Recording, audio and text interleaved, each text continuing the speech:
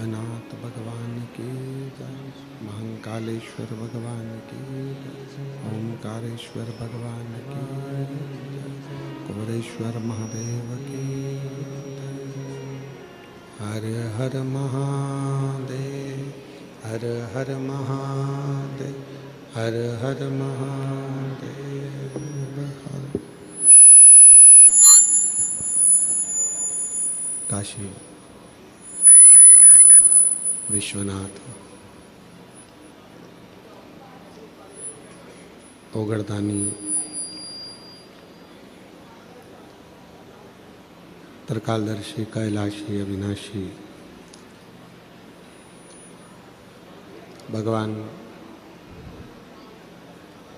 शिव, जिनकी पुनित पावन पवित्र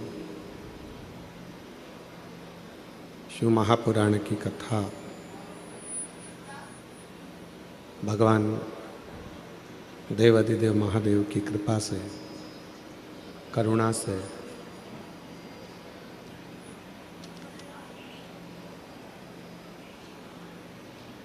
नकपुरा जिला दुर्ग छत्तीसगढ़ की ये पवित्र पावन भूमि पर ये दिव्य और भव्य शिव महापुराण की कथा का भगवान देवाधिदेव महादेव की कृपा से शिव महापुराण कथा का दिव्य और भव्य आयोजन यहाँ आयोजित है। लाखों की संख्या में आप पधारे। भगवान शिव की कृपा, करुणा, उनकी उदारता, जो ये पवित्र शिव महापुराण की कथा आपके जीवन को आनंदित कर रही है और सार्थक कर रही है। कथा के मंडप में विराजमान सभी संत, साधु, ब्राह्मण, गुरुजन, तपस्वी जन, साधक, उपासक एवं मुख्य यजमान श्रीमती सरोज रिंगरी, श्री भूपेंद्र रिंगरी, सरपंच नकपुरा, श्री ओमेश्वर यादव राजू, सरपंच संघ अध्यक्ष श्रीमती प्रेमलता, श्रीमती जूही संजय चौबे जी, संयोजिका प्रिया साहू जी, नकपुरा दुर्ग छत्तीसगढ़। ये पवित्र पावन दिव्य और भव्य नकपुरा की भूमि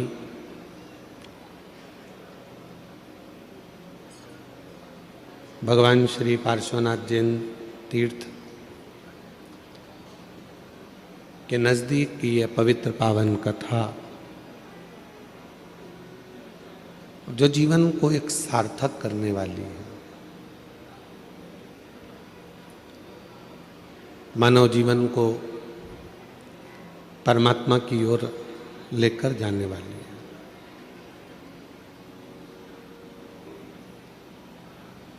किस रूप में, कहाँ, कब, कैसे भगवान देवाधिदेव महादेव का दर्शन हो, किस रूप में भगवान शिव की भक्ति हमारे भीतर प्रवेश करे, ये वही जानता है। आप जिस कामना से, जिस भाव से भगवान शिव की पवित्र कथा का लाभ लेने के लिए आए हैं और जिस विश्वास के साथ इस पवित्र कथा को श्रवण कर रहे हैं, बाबा देवाधिदेव महादेव आप सभी की मनोकामना पूर्ण करे और भगवान आपकी झोली खुशियों से भरे।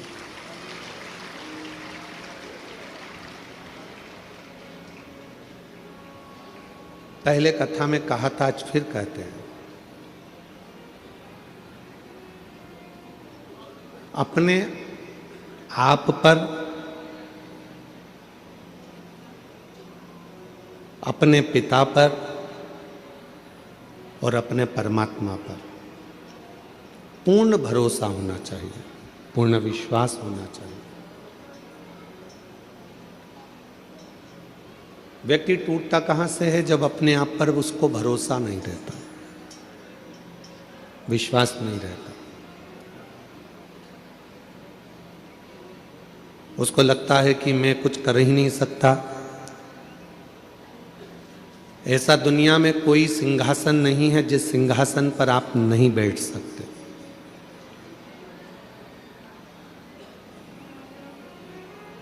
दुनिया की ऐसी कोई कुर्सी नहीं बनी जिस कुर्सी पर आप नहीं बैठ सकते।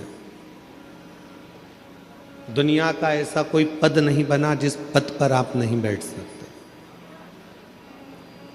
बस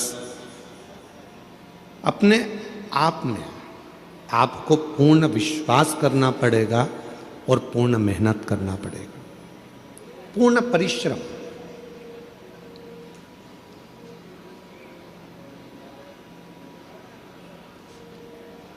आज ऊंचे ऊंचे सिंहासन पर अगर कोई बैठ जाता है, ऊंची पत्ती पर लोग बैठ जाते हैं, ऊंची कुर्सी पर लोग बैठ जाते हैं, तो उनसे पूछो कि उन्होंने जिंदगी में कितने धक्के खाए होंगे, कितनी मेहनत करी होगी, कितना परिश्रम करा होगा।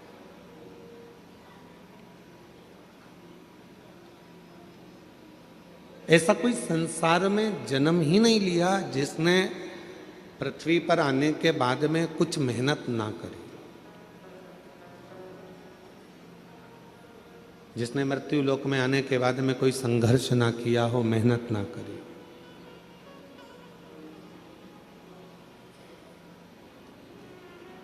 पृथ्वी पर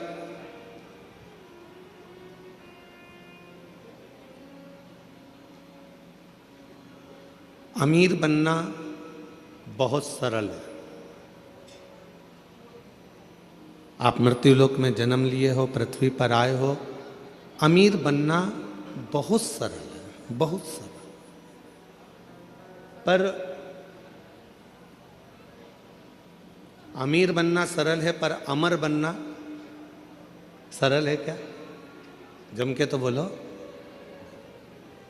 लंका के राजा रावण ने भी यह विचार करा था कि मैं अमर बन जाऊं। कंस ने भी यह विचार करा था कि मैं अमर बन जाऊं। हिरण्यकशिपु ने विचार करा था कि मैं अमर बन जाऊं। हिरण्याक्ष ने यह विचार करा था कि मैं अमर बन जाऊं। अमर बनना कठिन है। अमीर बनना बहुत सरल है, पर अमर बनना कठिन है। पर शिव महापुराण की कथा कहती है कि अमर बनना भी सरल है।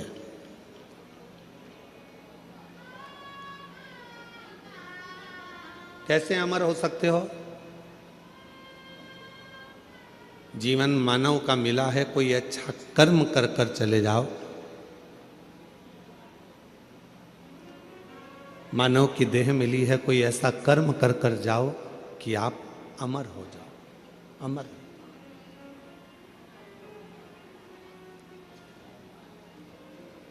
आज संत श्री सतगुरुदेव श्री घासीदास बाबा जी की जयंती है। पूरे क्षेत्रवासियों को, संपूर्ण सतनामियों को और संपूर्ण क्षेत्रवासियों को, जिनके हृदय में सत्य बसता है, ऐसे सभी सतनामियों के चरणों को नमन करते हुए संत श्री घासीदास बाबा की जयंती की पूरे विश्व को बहुत बहुत बधाइयाँ हो। बहुत बहुत। अमीर बनना सरल है, अमर होना कठिन है, पर शिव पुराण की कथा कहती है कि अमर होना भी सरल है। कैसे अमर हो सकते हो? जैसे संत शिरोमणि घासीदास बाबा जी ने क्या करा? भेदभाव को मिटाया।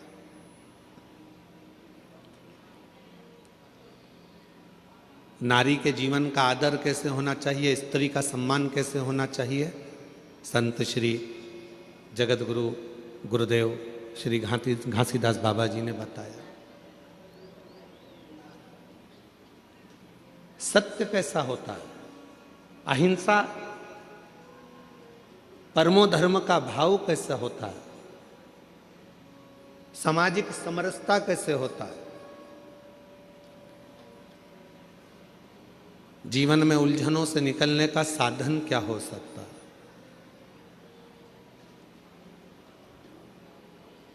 ऐसे कई संदेश संत श्री गुरु घासीदास बाबा जी ने दिए, जिसको सतनामी समाज अपने अंदर धारण करती है।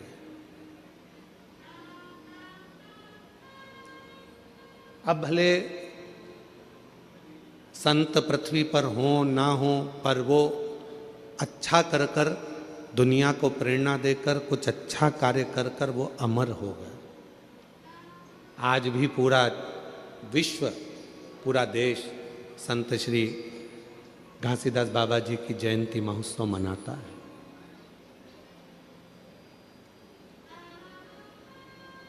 अमर होना इतना कठिन नहीं है। जरूरी नहीं कि हमारा शरीर अमर हो, हमारा शरीर रहे तो हम अमर माने जाएंगे। शिव महापुराण की कथा कहती है, अगर अमर होना है तो उसके 4 तरीके बताए गए। उन 4 तरीकों में से कोई एक तरीका आपकी जिंदगी में उतार लो, आप अमर हो गए। कौन कौन अमर होना चाहता है? जम के तो बोलो। सब होना चाहते हो ना अमर? हम भी अमर होना चाहते हैं, ठीक है।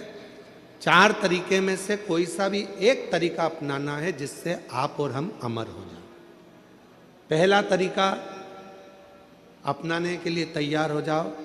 अपनी जिंदगी में एक वृक्ष, एक पेड़ जरूर लगाओ। आप चले भी जाओगे तो वह पेड़ अमर रहे। अमर होने के 4 तरीके बताए हैं। पहले नंबर का है वृक्षारोपण। अपने नज़दीक में, अपने करीब में कोई अच्छी जगह पर एक वृक्ष लगाओ, उस वृक्ष की परवरिश करो और उस परवरिश को कर कर उस वृक्ष को लगाकर बड़ा करो। हम रहें चाहे ना रहें, वो पेड़ जब तक पृथ्वी पर रहेगा दूसरे को छाया देता रहेगा। लोग तुम्हें याद करते रहेंगे कि हमारे काका जी ने ये पेड़ लगाया था। ये अमर होने का तरीका है।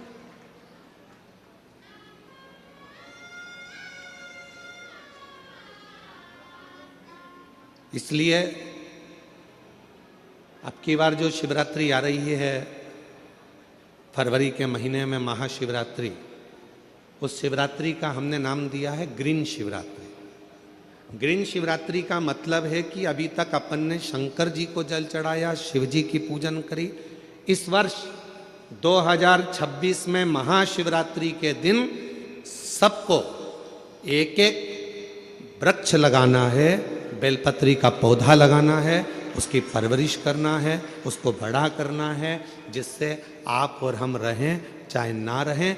पर वो बेलपत्री का वृक्ष जब बड़ा हो, उसकी पत्तियां टूटकर शिव जी को समर्पित हों और हमारी ये पृथ्वी पूरी हरी भरी हो और लोगों को ऑक्सीजन की ज़रूरत ना पड़े, वेंटिलेटर की ज़रूरत ना पड़े। हमारा पूरा देश फिर ग्रीन हो, हरा हो और हरा भरा।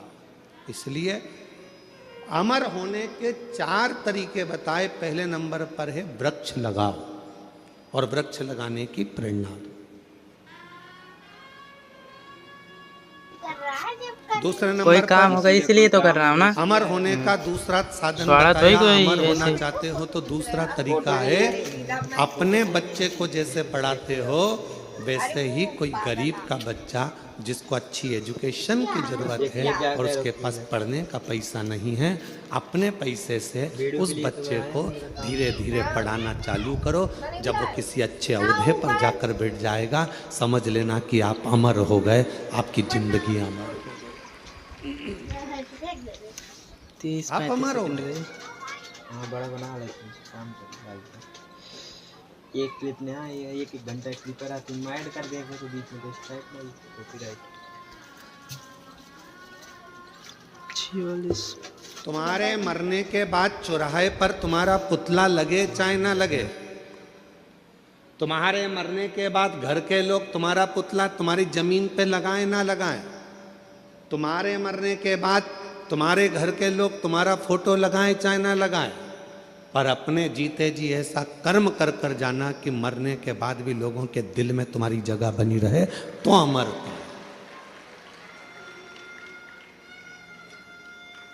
तो आप अमर, वरना अमरता का। तीसरे नंबर पर बताया कि हृदय की मिठास, प्रेम लुटाते चलो, प्रेम देते चलो, अमर। वो एक गीत की लाइन है ना, वो राह में आए जो दीन दुखी,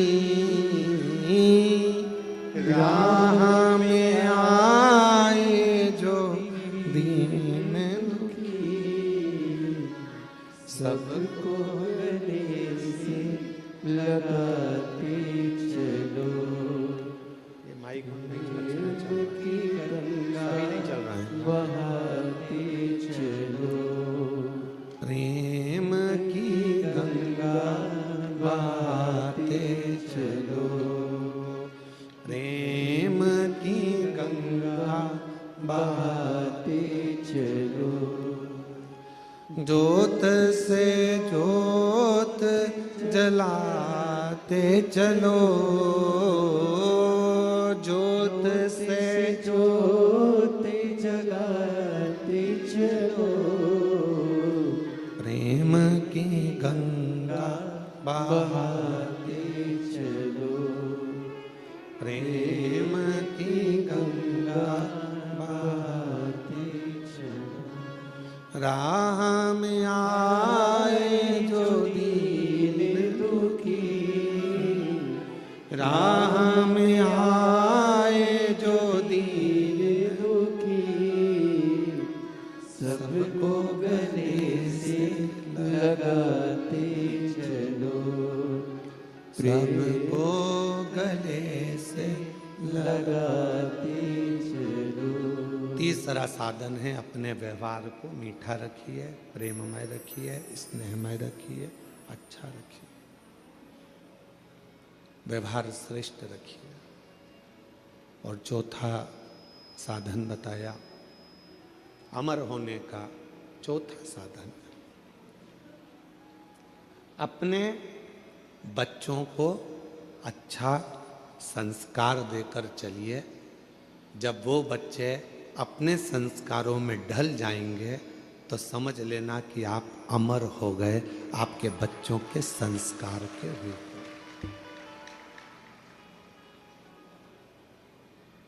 कौन कौन अमर होना चाहता है, बोलो, हाथ उठाओ जल्दी से। होना चाहते हो अमर? 4 साधन में से कोई सा एक साधन ढूंढिएगा। या तो पेड़ लगाइए, या किसी बच्चे को शिक्षा अध्ययन कराइए, या अपने व्यवहार को सुधारिए, या अपने बच्चों को ऐसा संस्कारवान बना दो कि आप चले भी जाओ तो आपके बच्चे संस्कारित रहेंगे, तो आप अमर की अमर रहोगे। आपको कोई भूलेगा नहीं, लोग आपको याद करेंगे। इनके माता पिता भी संस्कारित थे तो बच्चा भी संस्कारित, इनके माता पिता में ये संस्कार था तो बच्चे में ये संस्कार, ये अमरता है, ये अमर हो गया, ये अमर। और करो प्रयास जीवन में अमर होने का। अमीर बनना सरल है पर अमर होना कठिन है। पर शिव महापुराण की कथा कहती है अमर होना भी सरल है। जिसने इन 4 में से कोई एक बात को अपनी जिंदगी में उतार लिया तो समझ लो कि वो अमर हो गया, वो अमर हो गया।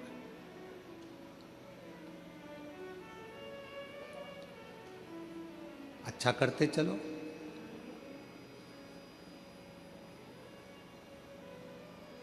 राह में आए जो दीन दुखी,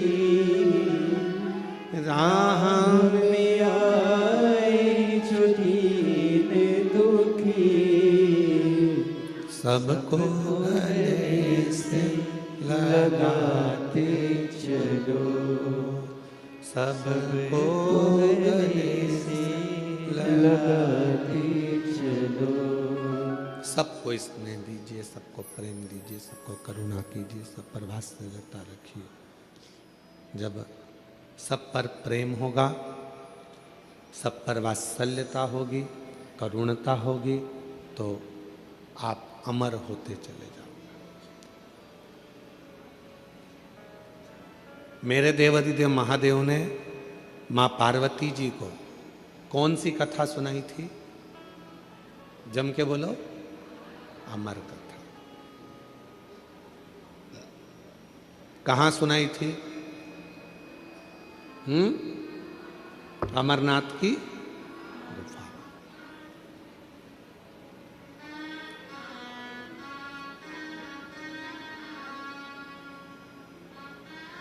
सर्प को सुनाई थी क्या?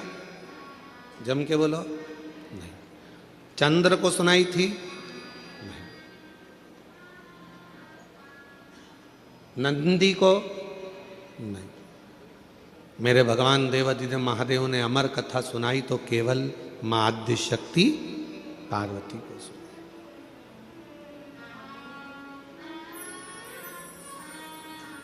क्यों सुनाई? किस लिए सुनाई? क्या कारण पड़ गया था जो पार्वती को अमर कथा सुनाना पड़ी? उसका केवल एक कारण था, यह आद्य शक्ति पार्वती जगत की मां है, और मां यदि अमर हो गई तो ये राष्ट्र को अमर होने में कोई दिक्कत नहीं आएगी। संपूर्ण विश्व अमर हो जाएगा, संपूर्ण विश्व। कथा सुन, और अमर कथा क्या?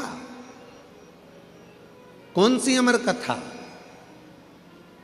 जिस अमर कथा को सुनने के लिए स्वयं देवता भी ललायित थे, जिस अमर कथा को सुनने के लिए संपूर्ण ब्रह्मांड के जितने भी देवी देवता हैं वो ललायित थे, उस अमर कथा को केवल भगवान देवाधिदेव महादेव माता पार्वती को श्रवण कराते हैं। केवल मां जगत जननी को, अम्बा को श्रवण कराते हैं। किस लिए? क्योंकि शिव चाहते हैं कि पार्वती इस कथा को सुन ले, और अगर जगत की मां, एक नारी, एक स्त्री जब इस कथा को सुनती है तो वो अकेली उस कथा को अपनी जिंदगी में धारण नहीं करती, वो प्रसाद के रूप में उस कथा को जनमानस में पहुंचा देती है, पहुंचा देती। हमसे लोग कहते हैं, क्यों गुरुजी आपकी कथा में पुरुष लोग कम आते हैं, माताएं ज़्यादा आती हैं, जीजियाँ ज़्यादा आती हैं, स्त्रियाँ ज़्यादा आती हैं, उसका कारण क्या है? हमने कहा कथा की जरूरत भी पुरुष से ज़्यादा स्त्री को है। क्यों? उसको राष्ट्र का निर्माण करना है, उसको अपने बच्चों को संस्कारित करना है, उसको अपने बच्चों को पढ़ाना है, लिखाना है, विद्वान बनाना है, उसको अपने बच्चों को ज्ञान उपदेश देना है, तो कथा की जरूरत स्त्री को ज्यादा। फिर किसी ने कहा, आप स्त्रियों की इतनी तारीफ करते हो, आप महिलाओं की इतनी तारीफ करते हो, तो स्त्रियां रोती क्यों हैं? जरा जरा सी बात आती है और वो रोने बैठ जाती हैं, रोती क्यों है? हमने कहा उनको रो लेने दो, वो अच्छा है, अगर रोएगी नहीं तो रुद्र हो जाएगी, इसलिए उसका रोना भी जरूरी है, उसका रोना जरूरी है। बेटे की गोद, बेटे को बीमार होता हुआ देखेगी, आंख से आंसू बहेंगे। पति को रोगग्रस्त देखेगी, आंख से आंसू बहेंगे। बेटी के ऊपर कोई भी तकलीफ आएगी, आंख से आंसू बहेंगे।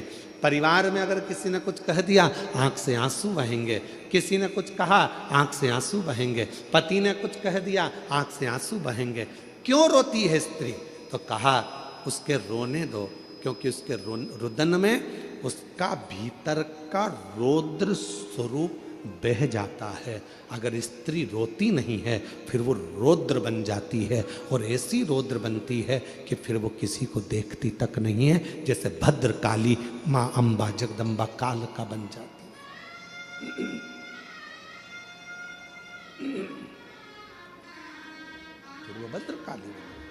वो काल का बन गया।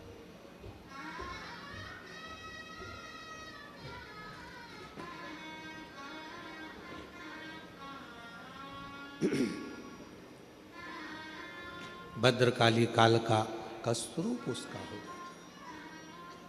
आपने देखा मां काली का चरण किस पे रखा हुआ है? बोलो, जम के बोलो। नीचे कौन सोए? जम के बोलो जरा। बाबा भोलेनाथ। क्यों? मां जगत जननी अपना रौद्र रूप धारण कर ली थी और क्रोध का रौद्र रूप मां जगत जननी ने ऐसा धारण कर लिया था, ऐसा रुद्र धारण कर लिया था कि वो फिर आखिरी में शिव को भी नहीं देख पाए, भगवान शंकर को भी नहीं जान पाए,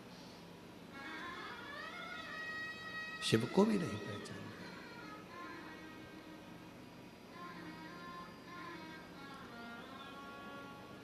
तो अमर कथा पार्वती जी को, अमर कथा केवल जगत जननी जगदम्बा अम्बा पार्वती को सुनाई दी। हाँ, कथा एक स्त्री के जीवन में जब आती है तो वो कथा को जनमानस को परोस देती, परोस।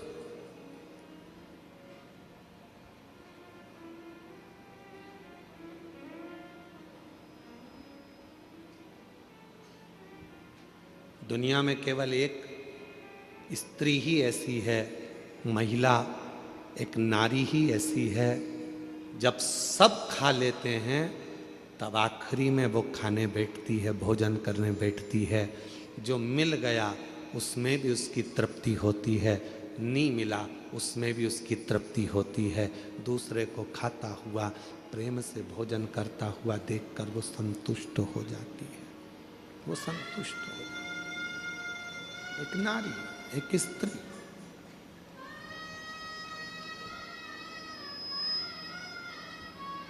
कल कथा चल रही थी भगवान देवादिदेव महादेव के मंथन की, और मेरे भोले बाबा ने कंठ में विष को रख लिया था और मां पार्वती जी ने उसको रोक लिया था अंदर उतरने से पहले।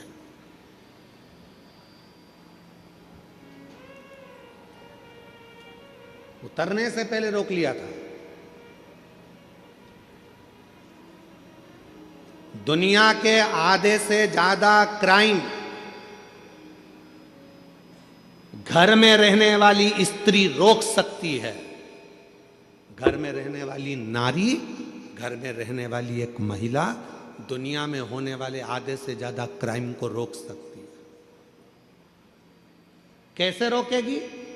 अपने पति को अच्छा उपदेश देकर, उसको समझाकर, अपने बेटे को अच्छा संस्कार देकर, अपनी बेटी को अच्छा ज्ञान देकर, अपने ससुर को अच्छा ज्ञान देकर, अपने पिता को अच्छा उपदेश देकर, अपने भाई को अच्छा ज्ञान देकर, उपदेश देकर। दुनिया में किसी सरकार की इतनी सामर्थ्यता नहीं है जो क्राइम को रोक सके। क्राइम को केवल एक रोक सकती है, वो घर की केवल नारी होती है जो अच्छे संस्कारों से इन क्राइम को रोक सके। एक कथा बचपन में पढ़ने को मिली थी, शायद हमें उम्मीद है कि आपने छत्तीसगढ़ वासियों ने भी इस कथा को जरूर पढ़ा होगा। हमने पढ़ा है अपने बचपन में, तो तुमने भी पढ़ा होगा। कथा सुनने को मिली थी, पढ़ने को मिली थी। एक छोटा सा बच्चा स्कूल में जाता है पढ़ने के लिए, उसको एक पेंसिल मिल जाती है। वो अपनी मम्मी को आकर बताता है, माँ मुझे ये पेन मिला है। माँ ने कुछ नहीं कहा। बच्चा दूसरे दिन स्कूल गया, कंपास चुरा कर ले आया। पेन का जो बॉक्स होता है बच्चा वो चुरा कर लेकर आ गया। माँ से कहा, माँ मैं आज बॉक्स लेकर आया हूँ। माँ ने कुछ नहीं कहा।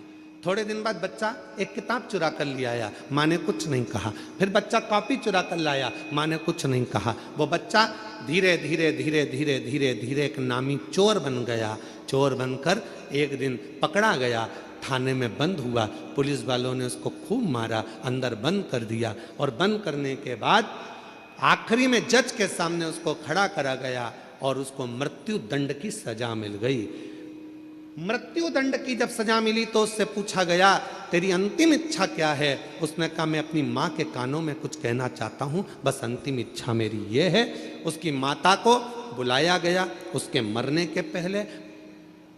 जब माँ आई, उसकी माँ के कानों के अंदर उसने कुछ कहना चाहा, जाओ तुम्हारा बेटा तुम्हारे कानों में कुछ कहना चाहता है।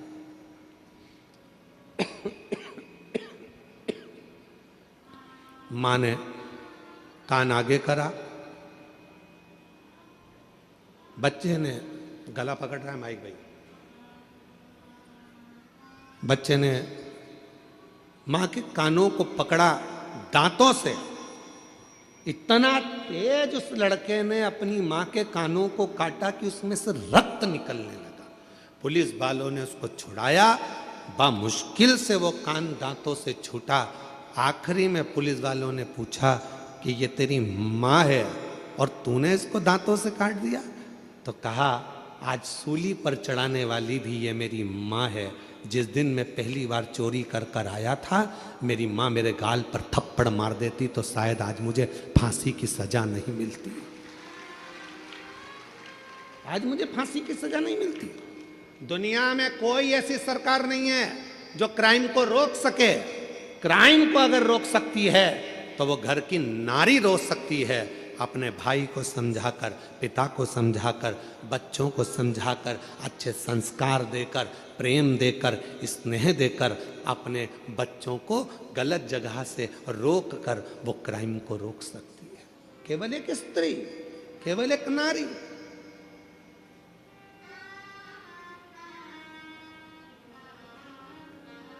उसको रोकना कठिन है, परंतु मां रोक सकती है, स्त्री रोक सकती है, नारी रोक सकती है।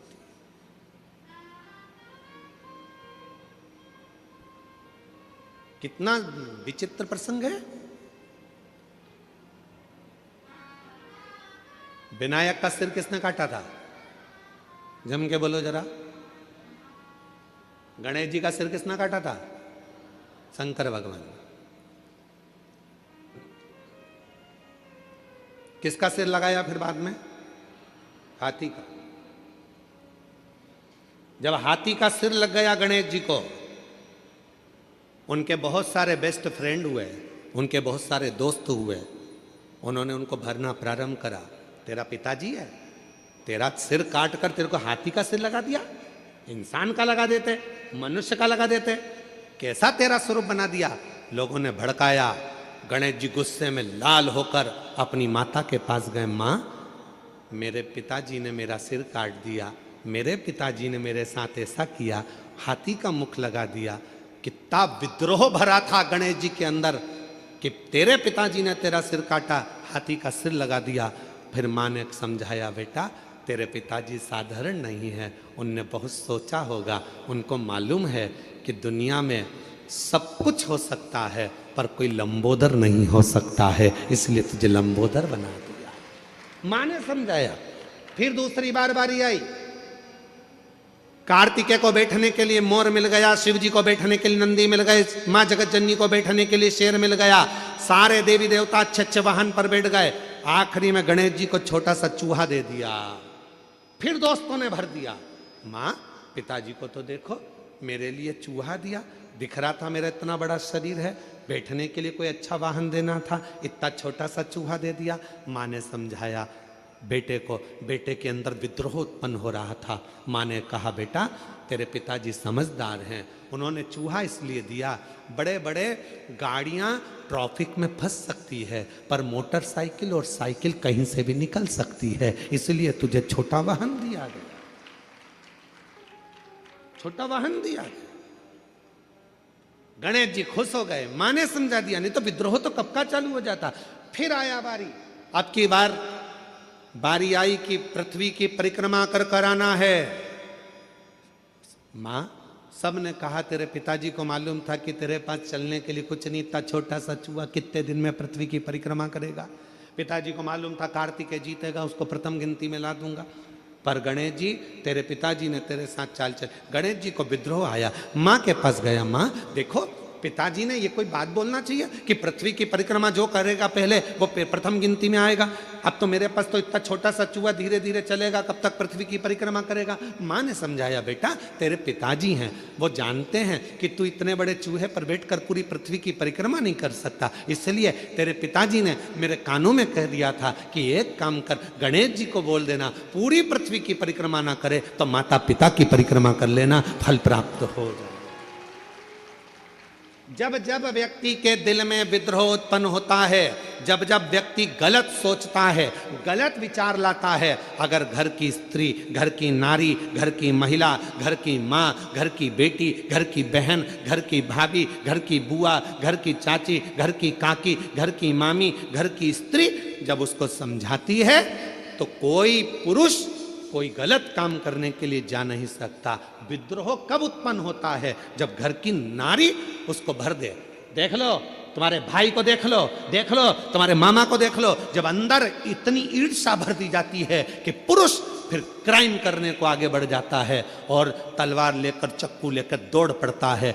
10 मिनट का क्रोध, उस व्यक्ति ने चक्कू मारा, 10 मिनट का क्रोध आया और मालूम पड़ा वो 10 मिनट का क्रोध उसकी 10 साल की जिंदगी को बर्बाद कर दिया। 10 साल की जिंदगी। किसी की सामर्थ्यता नहीं जो क्राइम को रोक दे। क्राइम को केवल एक घर की मां, घर की स्त्री, घर की नारी रोक सकती। अच्छे संस्कारों से, अच्छे विचारों से, अच्छी सोच से, अच्छे भाव से। और मत बुरे कर्म कर बंदे, वरना पछताएगा। भगवान की आंखों से तो बच नहीं पाएगा, तू बच नहीं पाएगा। हरि ओ अज्ञानी मत कर नादानी, अरे ओ अज्ञानी मत कर नादानी। तेरे कर्म का फल भी तू ही पाएगा, जैसा किया तूने तेरे आगे आएगा। मत बुरे कर्म कर बंदे, वरना पछताएगा।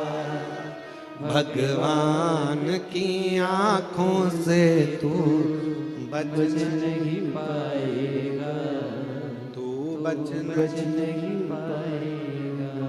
आप भगवान शिव ने पार्वती जी को अमर कथा इसलिए सुनाई कि वो संस्कारों की जननी है। शिव के गले में विष पड़ा हुआ था, उस विष को स्वयं मां आद्य शक्ति पार्वती कंठ में उतरकर उस विष को रोक दिए है।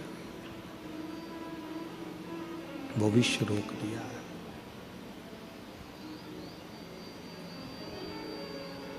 अगर वो विष नीचे उतर जाता तो भगवान शंकर जी के प्राण, क्योंकि हलाहल विष था,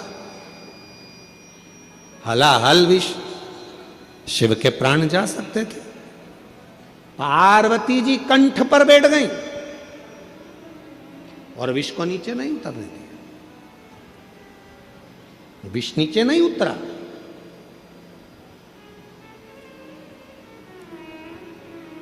अपने को खुद समझना है, अपने को खुद साधना है।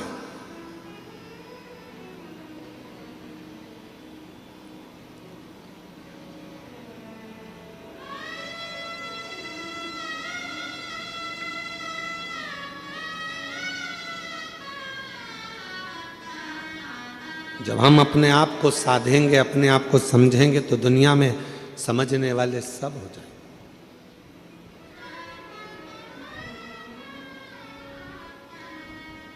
कई माताओं की आदत रहती है, वो अपने बच्चे को हमेशा डांटती रहती है, तेरे बस का कुछ नहीं है, कुछ नहीं कर सकता तू, कुछ नहीं कर सकता तू, अकल नहीं है इसमें, कभी मत बोलो, अपने बच्चे को कि इसमें अक्ल नहीं है, वो विद्वान नहीं है, वो नहीं पढ़ सकता, ये कभी ना बोले। करेगा एक दिन, वो भी इतिहास रच कर रहेगा, उसके अंदर वो बल देवाधिदेव महादेव देगा, वो बल देगा परमात्मा उसको, वो शक्ति देगा परमात्मा उसको। कैसे नहीं हो सकता?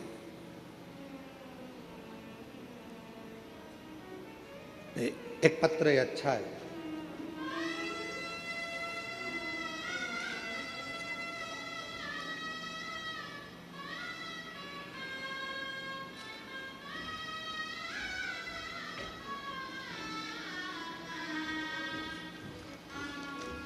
मीना चौहान, पति यशवंत चौहान, बेटे का नाम पंकज चौहान, स्थान कसारीडीही, कन्हैयापुरी, दुर्ग। कहीं बैठे हो तो हाथ आप ही हैं जी? हाथ हिला दो, आ जाइए, बेलपत्र लेकर जाइए, आइए। मैं पशुपतिनाथ व्रत का और एक लोटे जल का क्या वर्णन करूं गुरुदेव। मेरे बेटे का नाम पंकज चौहान है, 2-3 साल से पुलिस की नौकरी की तैयारी कर रहा था, परंतु वह 2-3 नंबर से फेल हो जाता था। गुरुदेव, मैंने अपने बेटे से कहा, सियोर वाला महाराज कहता है एक बार पशुपतिनाथ का व्रत कर, मंदिर जाकर एक लोटा जल चढ़ा और फिर पूरी मेहनत कर। सियोर वाला बाबा कहता है कि अपनी मेहनत को 4 गुना कर, परिश्रम इतना करना, रात दिन मेहनत करना, रिजल्ट भोले बाबा अच्छा देगा। मेरा बेटा मंदिर जाना प्रारंभ करा, पशुपति व्रत किया और एक लोटा जल चढ़ाता। फिर वह बाबा की ऐसी कृपा हुई, उसने एग्ज़ाम दिया और बाबा की कृपा से 16/12/2025 को बाबा की कृपा से जो उसने पूर्व में एग्ज़ाम दिया था उसमें उसने क्लियर करा और 16/12/2025 को उसका ज्वाइनिंग लेटर आ गया और मेरे बेटे का पुलिस में नौकरी लग गया।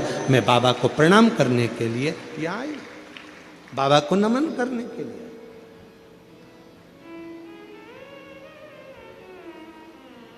अब क्यों कहो अपने बच्चों से कि तेरे बस का कुछ नहीं है?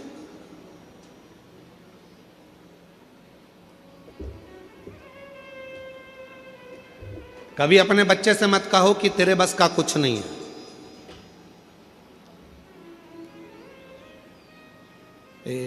उस बच्चे का स्मरण में हमको नहीं आ रहा जिसने बल्ब की खोज करी थी, ये लाइट जो होती है ना बल्ब, इसकी खोज करी थी। तो उसके स्कूल से उस बच्चे के लिए लिखकर एक लेटर दे दिया गया था और कह दिया था तुम्हारा ये बच्चा बहुत ज़्यादा विद्वान नहीं है, अक्ल नहीं है, मूर्ख है, इस बच्चे को तुम अब कभी स्कूल मत भेजना, इसको निकाल दिया गया। माँ को लाकर लेटर दिया तो माँ ने पढ़ा, बच्चे ने पूछा माँ इसमें क्या लिखा है, माँ ने कुछ नहीं बताया, कहा तुम्हारा बेटा पढ़ने में बड़ा होशियार है, हमारा स्कूल इस बच्चे के लायक नहीं है, बच्चे के लायक हमारा स्कूल नहीं है। बच्चे ने कहा माँ फिर मैं कहाँ पढ़ूंगा? माँ ने कहा तू मेरे पास पढ़ना, घर में पढ़ना। माँ ने अपने बच्चे को इतना पढ़ाया, इतना विद्वान बनाया कि वो बच्चा खुद एक अच्छा साइंटिस्ट बनकर बल्ब की खोज कर लेता है और पूरे विश्व को प्रकाशमय कर देता है। जब मां मर गई, माता के प्राण चले गए, उसने अलमारी खोली, माता की अलमारी में से डब्बा निकला, डब्बे में से वो लेटर निकला जो उसको स्कूल में दिया गया था। उस लेटर को जब उस बच्चे ने पढ़ा तो उसमें लिखा था कि आपका बच्चा विद्वान नहीं है, उसमें गुण नहीं है पढ़ने के, वो बहुत कमज़ोर है, हमारा स्कूल इसको नहीं पढ़ा सकता, इसको घर ले जाओ। हमारे स्कूल से इस बच्चे की हम टीसी निकाल रहे हैं, इस बच्चे को दे। पर माँ ने उसको विद्वान बना दिया। माँ ने उसको विद्वान।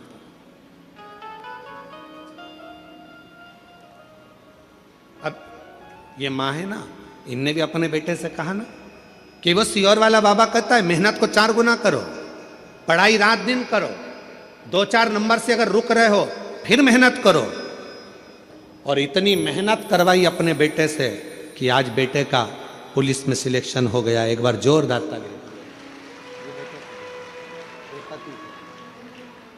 बधाई, एक बार जोरदार ताली बजाओ, खूब खूब बधाई आपको।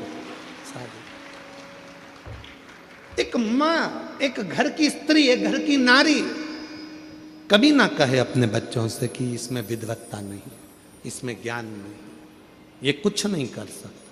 करेगा।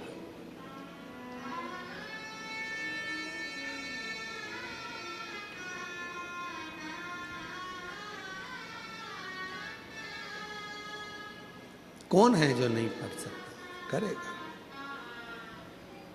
अमीर बनना सरल है, अमर होना जम के बोलो कठिन है।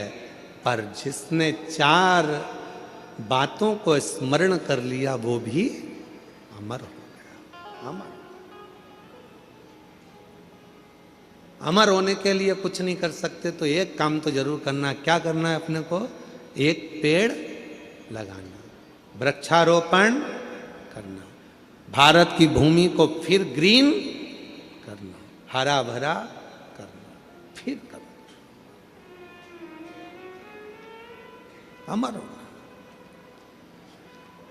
पार्वती जी कंठ में पहुंच गई और मां आद्य शक्ति पार्वती जी ने कंठ में जाकर विष को रोक दिया। विष को रोका,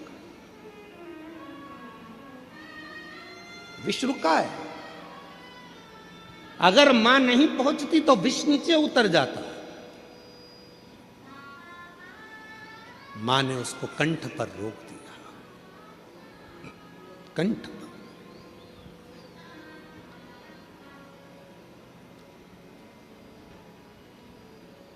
मेरी जीजियों, मेरे जीजाओं, मेरी बेटियों, बेटाओं, मेरे बुजुर्ग माँ बाप, एक बात का स्मरण अपने अंदर रखिएगा।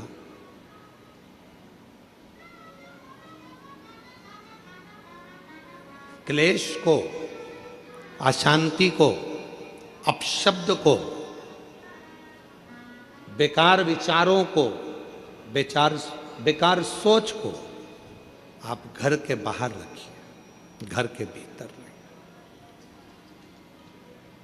घर के भीतर नहीं।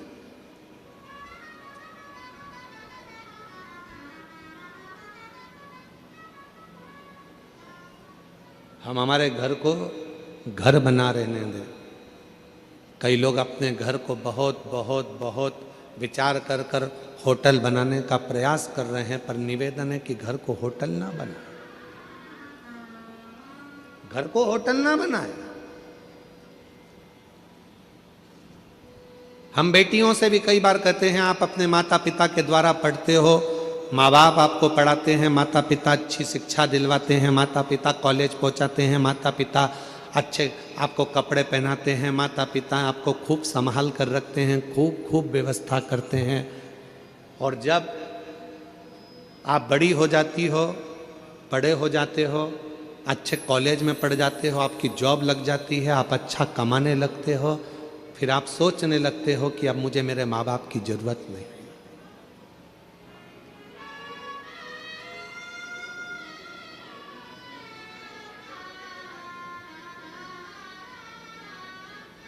हमने एक बात पहले भी कही थी, आज फिर कहते हैं। ये जितनी अदालत में शादियां हो रही हैं, हम उसका विरोध कभी नहीं करते। हम नहीं करते। खूब करो, अदालत में शादी करो, मना नहीं है, कोर्ट मैरिज करो, मना नहीं है, पर कोर्ट में भी जहां जहां पर बेटा बेटी अपनी शादियां करते हैं उस जगह पर एक नियम लागू होना चाहिए कि तुम्हारी शादी में तुम्हारे माँ बाप का होना जरूरी है। बाप का घर, पिता का घर, माँ का घर कोई होटल नहीं है कि तुम रहे, बचपन निकाला, पढ़ाई करी, माँ बाप का खर्चा करा, खूब पढ़े, अच्छे कपड़े पहने, माँ बाप ने अच्छे कॉलेज में पढ़ाया, स्कूल में पढ़ाया, विद्वान बनाया, सर्विस लगाई, नौकरी लगाई, बाहर शहर में भेज दिया, और बाद में जब तुम्हारा संबंध का समय आया तो तुमने अपने माँ बाप के चेहरे पर कालिक पोंछ दी और तुम चले गए शादी करने के लिए। कम से कम एक नियम तो होना चाहिए कि जिस माँ की कोख से तुम निकले हो, जिस माँ ने तुम्हें गोदी में रखा है, जिस बाप ने अपनी पूरी पूंजी तुम्हारे परवरिश में लगा दी, तुम्हारी एक खुशी में क्या तुम्हारे माँ बाप शामिल नहीं हो सकते? क्या माता पिता नहीं हो सकते? घर को होटल मत बनाओ। घर होटल नहीं है कि यहां बड़े होगे और बाद में मन का करोगे, नहीं। प्रत्येक बेटी को नियम लेना चाहिए, चाहे किसी भी कॉलेज में पढ़े हो, किसी भी स्कूल में पढ़े हो, कितनी भी उच्च पद पर बैठकर तुम नौकरी कर रहे हो, पर कितने भी तुम्हारे फ्रेंड बन जाएं, कितने भी दोस्त बन जाएं, किसी की बॉडी देखकर, किसी की गाड़ी देखकर और किसी विधर्मी के चक्कर में ना आकर निर्णय देना कि शादी तो मैं अपने माँ बाप के कहने पर करूंगी, चाहे कुछ भी कर लो।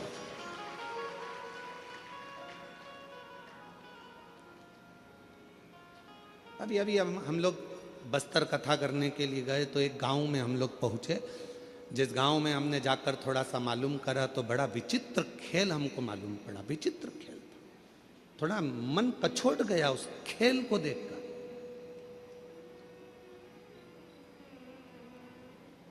कि गांव की साधारण बेटियों को सामान बेचने के बहाने साइकिल पर, मोटरसाइकिल पर सामान रखते हैं, तिलक लगाते हैं, कंठी पहनते हैं, सामान बेचने के बहाने आते हैं और गांव की भोली भाली बेचारी बेटियों को अपने झांसे में लेकर उससे विवाह कर लेते हैं और बाद में लव जिहाद तो करा ही करा, पर साथ में लैंड जिहाद भी करा, उसको अपना बना लिया और उसकी जो प्रॉपर्टी थी, उसकी जो जमीन थी, उसको भी अपना बना लिया। ये भी चल रहा है। इसको बचना है, संभालना है।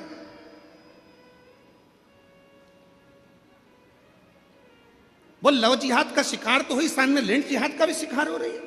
पूरी भूमि चली गई, पृथ्वी चली गई। वो किसान माँ बाप के पास में तो 2 एकड़ 1 एकड़ जमीन थी, जो गांव में छोटा सा एक रकबा था जिसमें वो धान बोता था, खाता था, वो भी ले गया। और अब वो बेचारा किसान खेत में जाके कोर्ट में केस लड़ रहा है। समझिए, सावधान इंडिया, सावधान मेरे छत्तीसगढ़ की जीजियों, सावधान। भले तुम में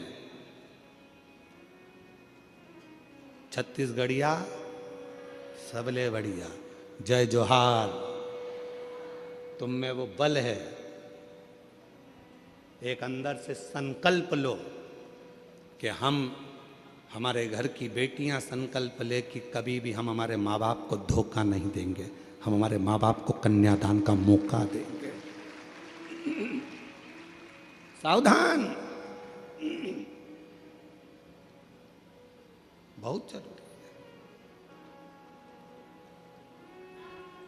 पार्वती जी बैठी हैं कंठ में, विष को नीचे नहीं आने दे रही हैं।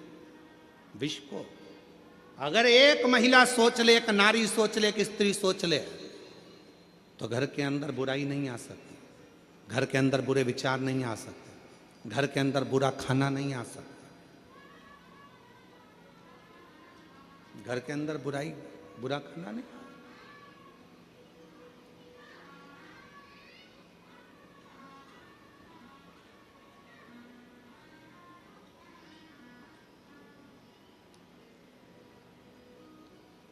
बुराइयां किसके घर में प्रवेश करती हैं? जहां बुरे विचार इकट्ठे होना चालू हो जाते हैं। बुरे विचार, कितने लोग बैठे हैं यहां पर जो रोज नहाते हैं?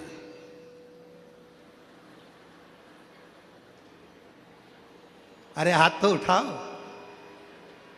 सब नहाते हो? चल रखो, बहुत अच्छी बात।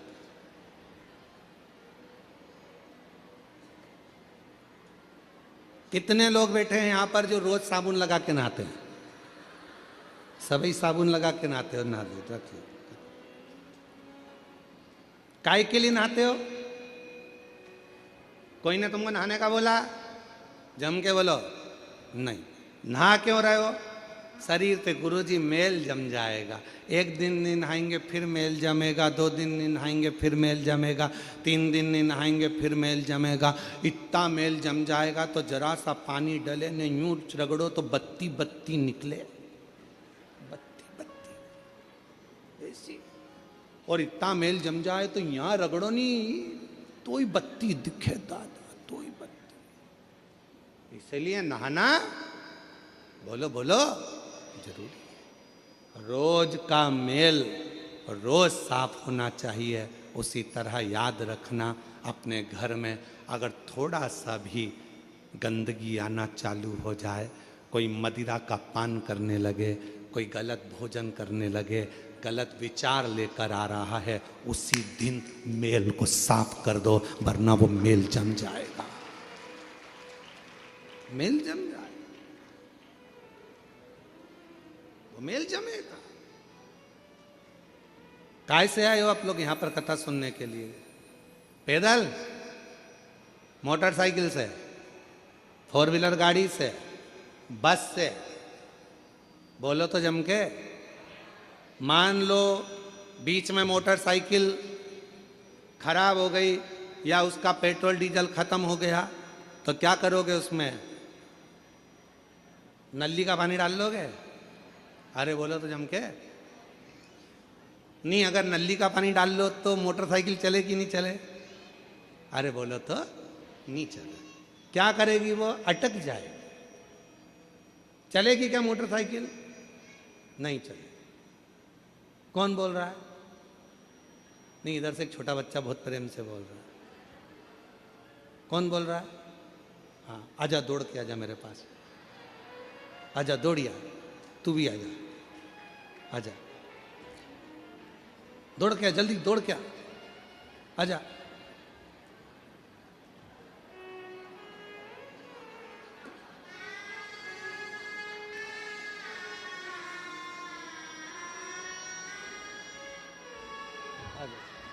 बैठ जा,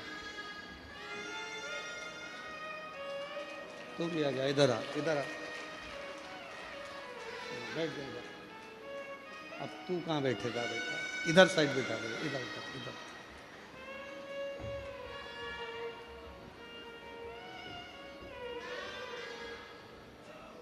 बेटा इसको बैठ जा, बैठ जा, बैठ जा। नहीं बैठना, इसको उतार दे, उतार दे, इसको उतार दे। नहीं, गिर जाएगी, इसको उतार, इसको उतार, बिठा, तू बैठ जाएगा। मोटरसाइकिल नाली के पानी से चलेगी? जम के बोलो जरा। नहीं चलेगी। गाड़ी नाली के पानी से चलेगी? नहीं चलेगी। तो ये शरीर दारू से चलेगा? नहीं चलेगा। चलेगा? नहीं चलेगा।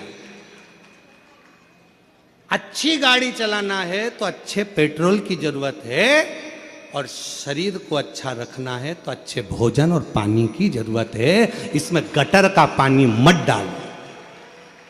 नाली का पानी, ये दारू का जो नशा है, ये गंदा नाली का पानी है।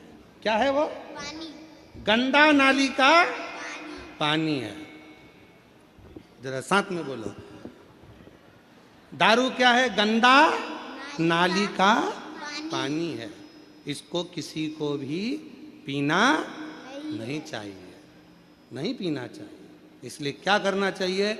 शिव कथा सुनो, गाड़ी भी चलाओ, होशियारी से चलाओ, सीट बेल्ट बांध के रखो, और नशे में रहकर गाड़ी भी मत चलाना, और अहंकार के नशे में घर भी मत चलाना। बर्बाद हो जाओ, बर्बाद हो जाओ।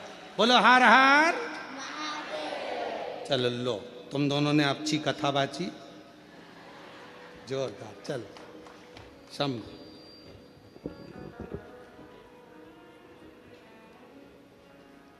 सीख लो, और नहीं हो तो चुल्लू भर पानी। इतने इतने से बच्चे सीख दे रहे हैं कि गंदी नाली का पानी मत पियो। जब नाली का पानी पीने के बाद तुम रोड पे सही नहीं चल सकते तो क्या घर खाक चलाओगे? समझ जाओ। थोड़ा सतर्क हो जाए, सावधान सावधान। छत्तीसगढ़ पुलिस तो हमेशा एक अभियान चलाती है नशा मुक्ति के लिए, और आज से नहीं, हमको यहाँ आते आते कई साल हो गए। हम जब से यहाँ आ रहे हैं तब से हम देख रहे हैं कि छत्तीसगढ़ पुलिस एक नशा मुक्ति के लिए एक अभियान चलाती है। एक बार छत्तीसगढ़ पुलिस के लिए भी जोरदार ताली बजाकर साधुवाद है। नशे से मुक्त हो। आज जरा जरा से नवयुवक बेटा बेटी नशे में ग्रसित हो रहे हैं। फिल्मों का निर्माण ऐसा हो रहा है जिनमें बेटा बेटियों को भी नशे में धुत बताया जा रहा है, प्रेरणा दी जा रही है कि आप भी नशा करो, पर नशे से मुक्त हो। नशे से आपका परिवार ठीक नहीं चल सकता, श्रेष्ठ नहीं चल सकता। आज संत श्री गुरुदेव घासीदास बाबा जी की जयंती महोत्सव पर जितने बैठे हो और जितने विश्व के लोग इस पवित्र शिव महापुराण की कथा को सुन रहे हैं, संत श्री घासीदास बाबा जी ने अपनी प्रेरणा में कहा है, सतनामी समाज को प्रेरणा दी है, अपनी समाज को प्रेरणा दी और जनमानस को प्रेरणा दी है कि नशे से मुक्त होना। इसलिए आज सारा जगत इस कथा के माध्यम से अंदर संकल्प करे कि आज के बाद कभी भी हम जिंदगी में किसी गलत व्यसन को धारण नहीं करेंगे। आज से हम व्यसन का त्याग करते तो समझो कि संत श्री गुरुदेव घासीदास बाबा जी की जयंती हमने मनाई। गलत विचारों को छोड़िए, गलत सोच को छोड़िए। माँ जगत जननी पार्वती जी कंठ में बैठ गई, विष को नीचे नहीं उतरने दिया, विष नीचे ना आए।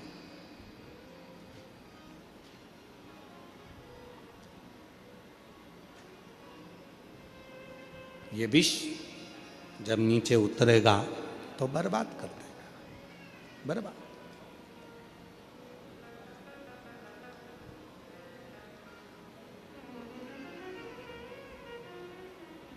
अपने भीतर शिव तत्व को उतारने का प्रयास करो, अपने भीतर।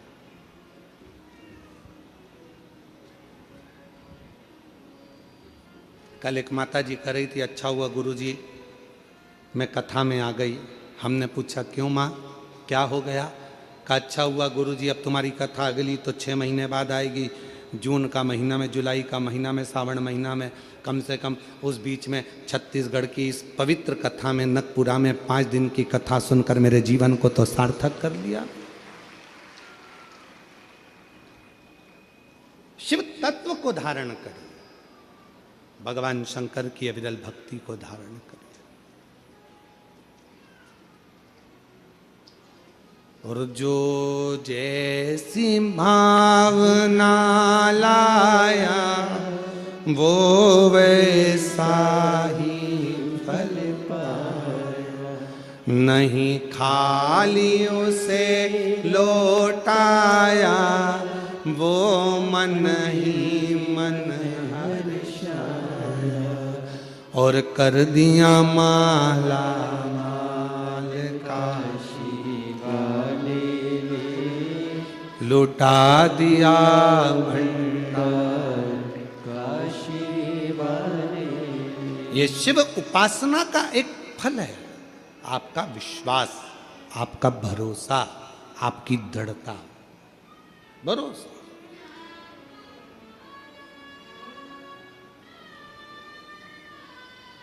डेढ़ 150 एकड़ के इस ग्राउंड में यह कथा हो रही है। शायद छत्तीसगढ़ का ये सबसे बड़ा ग्राउंड होगा जिसके अंदर ये कथा हो रही है। 150 एकड़ का ये ग्राउंड, और पंडालों के बाहर इधर भी देख लो, उधर भी देख लो, उधर भी देख लो, जहाँ तक देखोगे वहाँ शिव भक्त ही शिव भक्त बैठे हैं। और मेरी जीजियाँ कितने भाव से, धूप भी हो रही है, अपना छाता, अपनी पानी की 2 बाटल, अपने बिछाने का आसन अपने साथ लेकर चलती है, बैठ जाती है, अपना टेंट खुद लगाती है, कथा सुनती है और भगवान का भजन करती है। कोई मत, अपनी सादगी से, अपनी सादगी।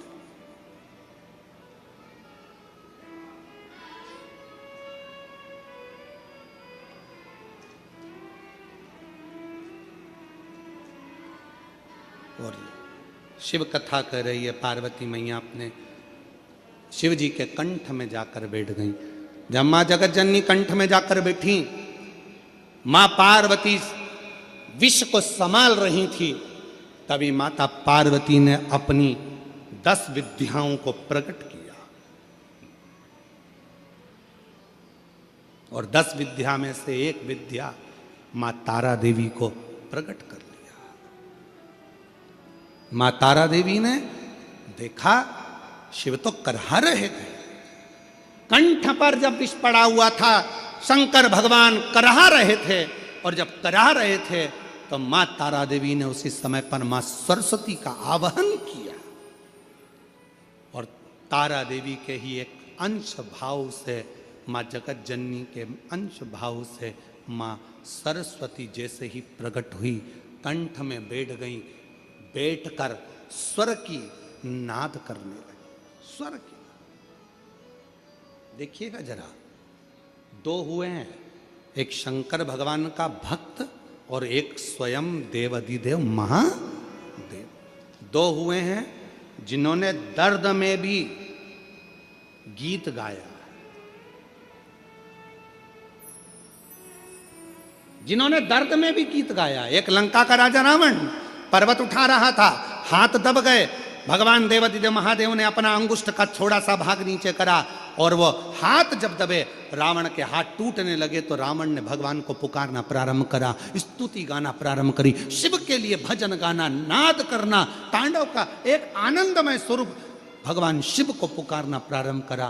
तो भगवान शंकर पीड़ा में भी भजन गुनगुना रहे थे, तो शिव की कृपा हो गई। अभी शंकर भगवान के कंठ में विष है, पार्वती माता ने झेल लिया, तारा देवी ने, आद्य शक्ति ने, विद्या ने स्वयं मां सरस्वती को विराजमान कर दिया, और कहा कि तुम स्वर भरिए, इस नाद से पूरी पृथ्वी, पूरा ब्रह्मांड हिलने लगेगा, ये पूरा ब्रह्मांड कांप जाएगा, पूरा ब्रह्मांड।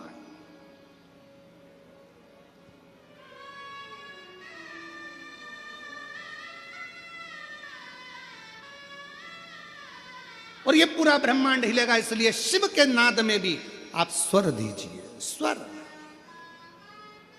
और सत्यता है मेरी जीजियों, अगर शिव महापुराण में लोग कहते हैं शिव पुराण में क्या है, शंकर की कथा में क्या है, शिव पंडाल में बैठकर कथा सुनने में क्या है, कथा बैठकर सुनने में क्या मिलेगा, क्या प्राप्त होगा, कैसे मिलेगा, क्या मिलेगा।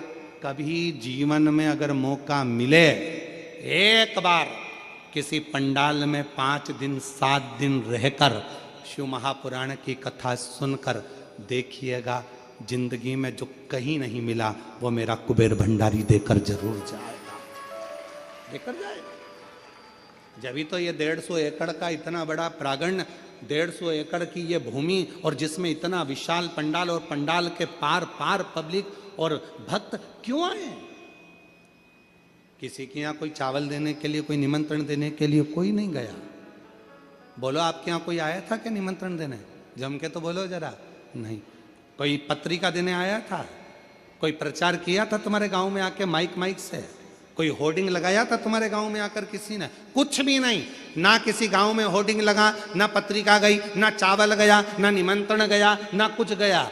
जैसे शक्कर के डब्बे को चींटी ढूंढती है, उसी तरह शंकर का भक्त शंकर की कथा को ढूंढ कर पहुंच जाता है। उसको तो बस मालूम होना चाहिए कि मेरा शिव कहाँ है, कहाँ बैठा है, उसका भजन मुझे कहाँ करना है, कैसे प्राप्त करना है। एक लोटा जल, आवाज नहीं आई, एक लोटा जल, बोल बम का नारा है, श्री शिवाय नमस्ते। शिव को भजा, शंकर। और महाराज सरस्वती ने स्वर देना प्रारंभ करा, और जो सरस्वती ने स्वर दिया, कंठ में विराजमान होकर बैठी साधना तप कर रही।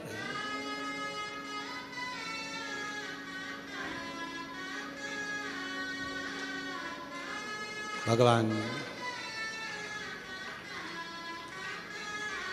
शिव भक्ति का एक नाद।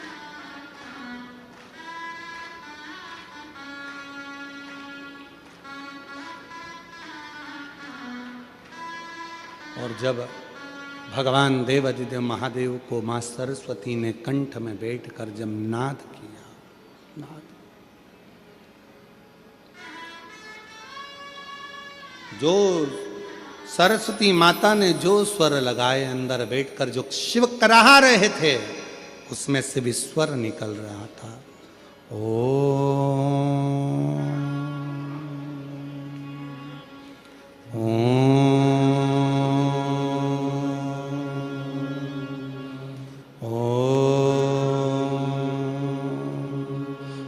उस कराहने में भी स्वर निकल रहा है, शिव के शब्द निकल रहे हैं, स्वर। विश्व रुका, रुक गए, विश्व रुक गया। पार्वती जी की आंख से आंसू बह रहे थे। मेरे पति के शरीर में अगर ये विष चले जाता तो मेरे पति तो समाप्त हो जाते। पार्वती जी विचार कर रहे, ये पार्वती जी सोच। पर आज मेरे पति के कुछ नहीं हुआ क्योंकि मैंने विष को रोक दिया। मेरी जीजियों, आपसे भी निवेदन है, अपने घर में आने वाले विष को, अपने घर में आने वाले गलत भोजन को, गलत विचारों को, गलत सोच को, गलत दृष्टि को आप रोक सकती हो। रोको, रोकिए।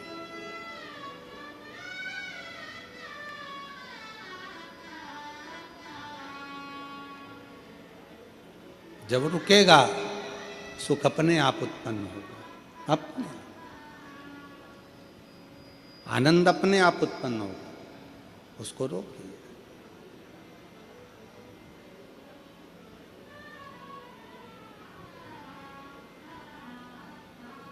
समझाना बड़ा मुश्किल है, समझाना बड़ा मुश्किल है, आखिर वो दर्द दिल है, आखिर वो दर्द दिल है।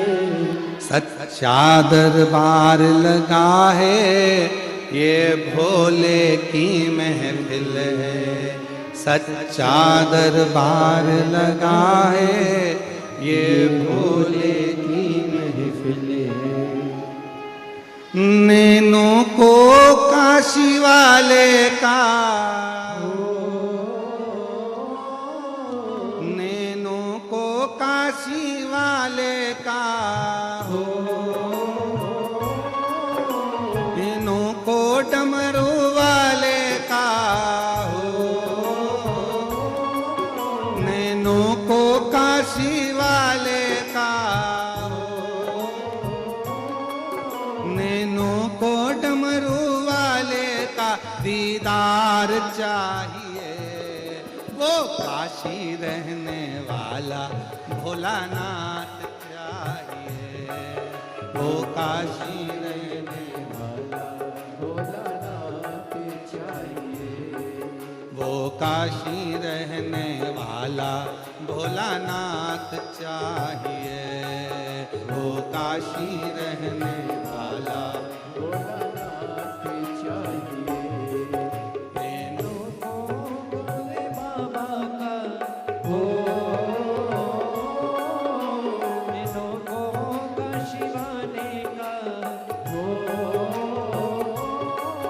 नैनों को भोले बाबा का दीदार चाहिए।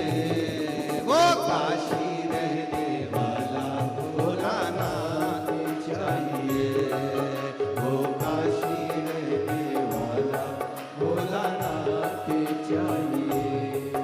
अपनी किस्मत का ताला हो, अपनी किस्मत का ताला हो, अपनी किस्मत का ताला तुम खोलते चलो। श्री शिवाय नमस्तुभ्यं,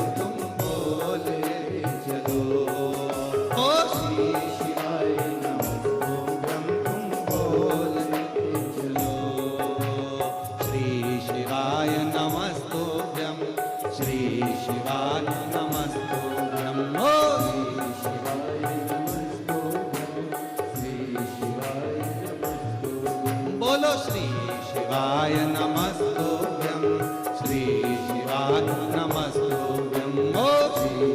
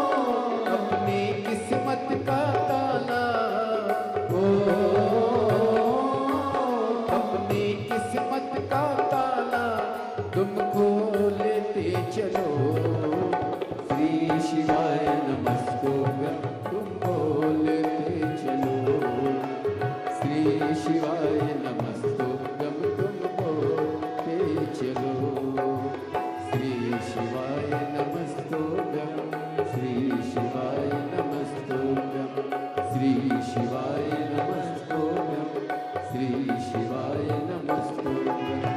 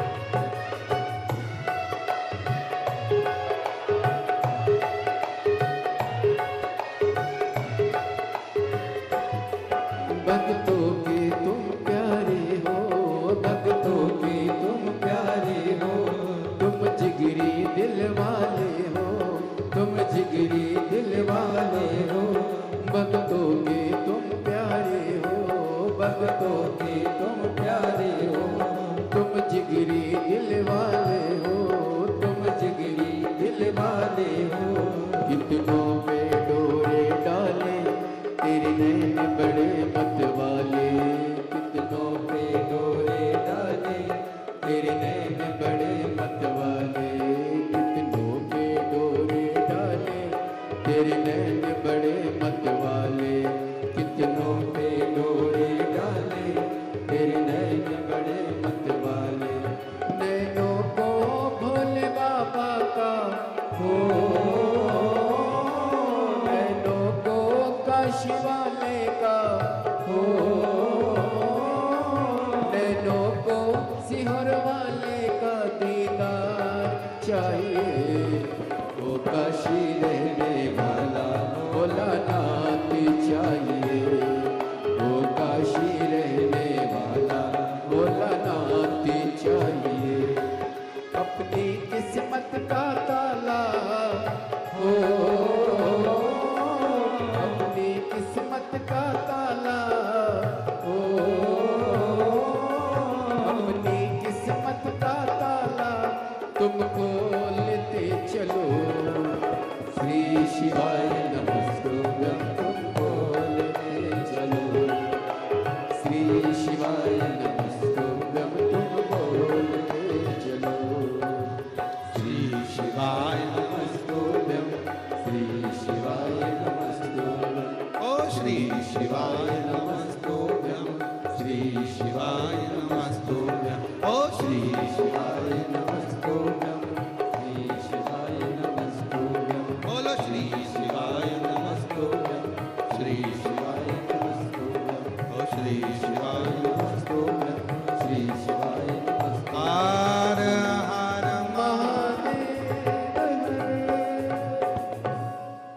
अपने स्थान पर बैठकर बाबा देवादिदेव महादेव को अपने मन का भाव कहिए, दिल से प्रार्थना करिए, विनय करिए, निवेदन करिए, विनय करिए, विनती करिए। जहाँ जगह मिले वहाँ बैठकर बाबा को अपने मन का भाव कहिएगा, प्रार्थना करिएगा, विनय करिएगा। 5 दिवसीय शिव महापुराण की कथा 17 तारीख से 21 तारीख तक जनकपुरा जिला दुर्ग छत्तीसगढ़ में चल रही है। ये कथा 21 तारीख को विराम हो जाएगी, फिर 24 तारीख से 28 तारीख तक पौधार स्कूल के पास JP Infra complex Hatkesh Mira road east Mumbai में शिव महापुराण की कथा 5 दिवसीय प्रारंभ हो जाएगी। उसके बाद में 4 तारीख से 10 जनवरी तक सूरत गुजरात में शिव महापुराण की कथा रहेगी।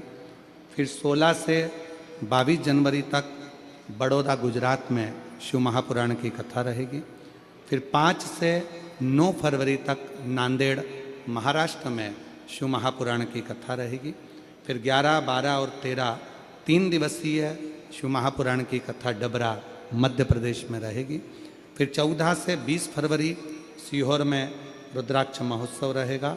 ऐसे ही कथाओं के क्रम निरंतर हैं, जो बाबा की कृपा से आप और हम टीवी चैनल के माध्यम से श्रवण कर रहे हैं। भाव से बाबा को प्रार्थना करिए, विनय करिए, निवेदन करिए। जो आस लेकर विश्वास के साथ आप बाबा से विनय करने आए हैं, बाबा को अपने मन का भाव कहिएगा, साथ में बोलिएगा। आपकी आवाज़ व्यासपीठ तक, व्यासपीठ और आपकी आवाज़ देवादिदेव महादेव तक पहुँचे, ये कामना से बाबा से प्रार्थना करिए।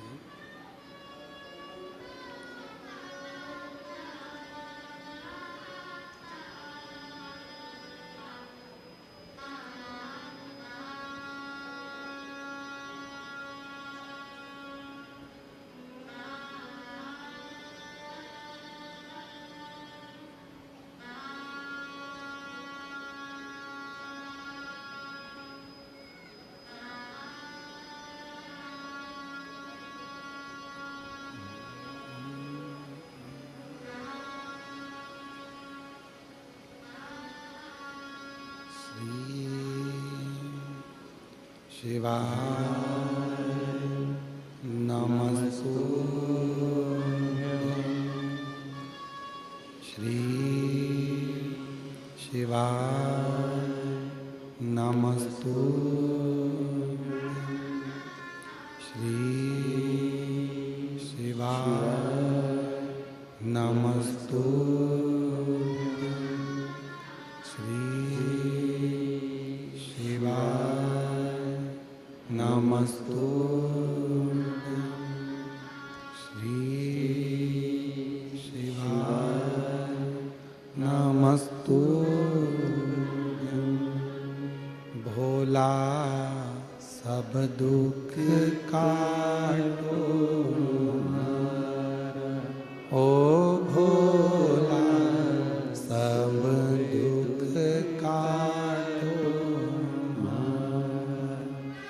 शिव शंकर जपो तेरी माला भोले बाबा जपो तेरी माला भोला सब दुख काटो ओ भोला सब दुख काटो वेश है मंगलकारी वेश है मंगलकारी शमशान वासी हमारा शमशान वासी हमारा ओ भोला सब दुख काटो हमारा ओ भोला सब दुख काटो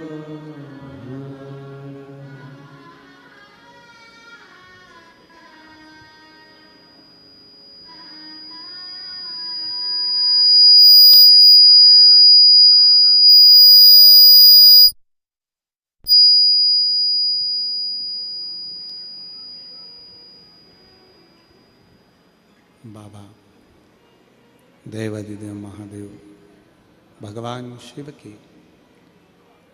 पवित्र कथा कह रही है, शिव महापुराण की कथा वर्णन कर रही है। माँ पार्वती जी भगवान शिव के कंठ पर आ गईं। 10 विद्या में से एक विद्या माँ तारा देवी प्रकट हो गईं।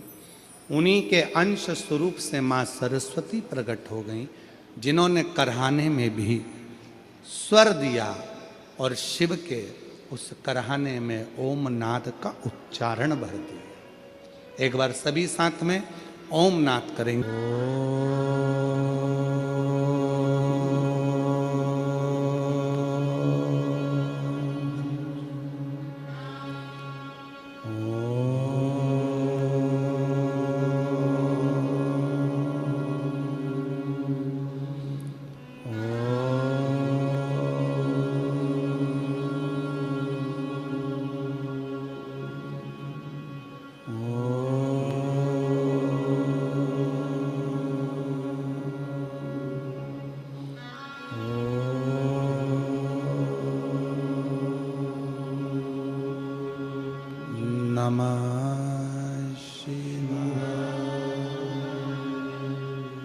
शिव कथा कह रही है, भगवान शंकर का स्वरूप कह रहा है।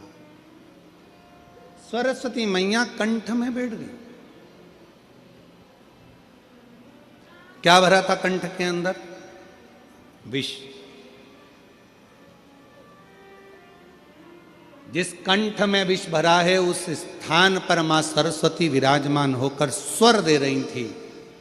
माता का विष के कारण पूरा नीला स्वरूप हो गया, पूरा नीला स्वरूप। जैसे शिवजी का एक नाम नीलकंठ महादेव है, नीलकंठेश्वर महादेव। शिव का एक नाम नीलकंठ महादेव है, वो सरस्वती मैया का स्वरूप भी नीला पड़ गया, नीला। महाराज, जैसे ही मां सरस्वती सामने प्रकट हुई, कंठ से सम्मुख में आई, पार्वती जी ने देखा कि सरस्वती का तो स्वरूप नीला है। जो श्वेत वस्त्र, श्वेत हंस, श्वेत रूप धारण करती है, आज वो नीली पड़ी हुई है। नीली? पूछा पार्वती जी ने, तुम्हारा ये स्वरूप कैसे हो गया?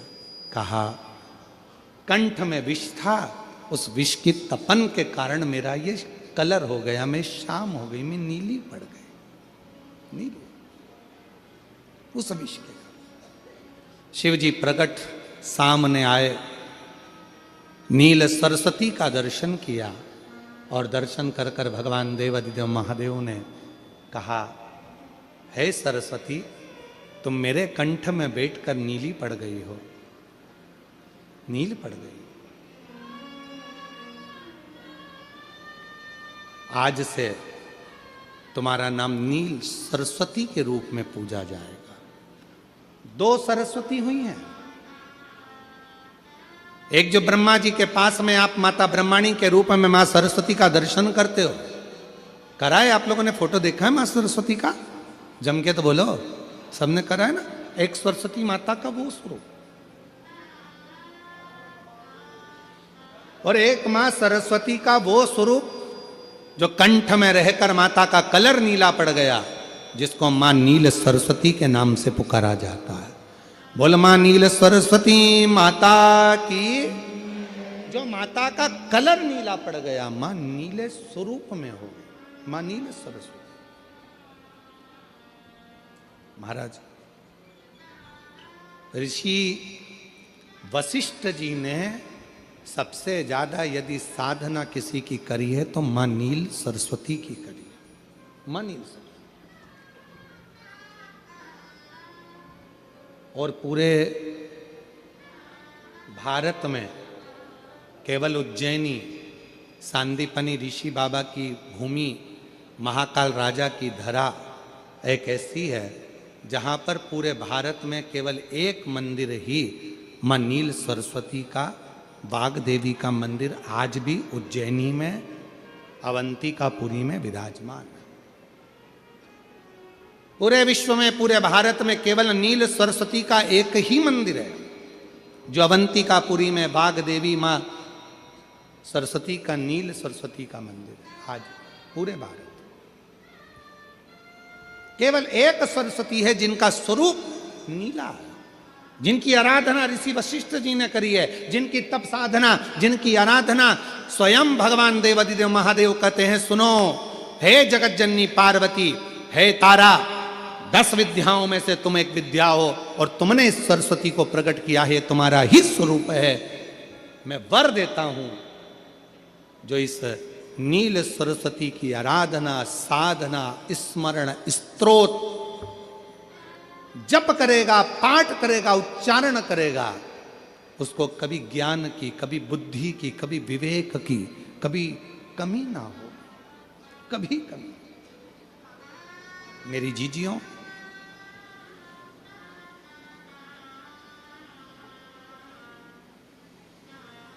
आपने कभी सुना होगा कि शिव जी को एक पुष्प बड़ा प्रिय है।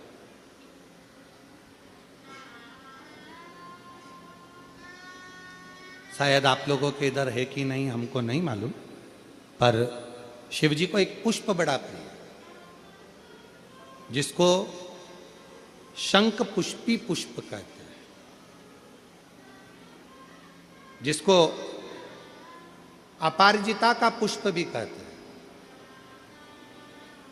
आप लोगों के इधर है कि नहीं वो हमको नहीं मालूम है, पर एक बेल चलती है, उस बेल पर वो नीले कलर का पुष्प होता है, शंख जैसी उसकी आकृति होती है और नीला पुष्प होता है, नीले कलर। आप लोगों ने देखा है? किस किस ने देखा? जरा हाथ उठाओ सब लोग। देखा है मतलब रखो। आप देखा है तो फिर तो कथा आप लोगों के बुद्धि में बैठ जाएगी। लाए हो क्या? ला देव देव देव लाओ लाओ देव ला।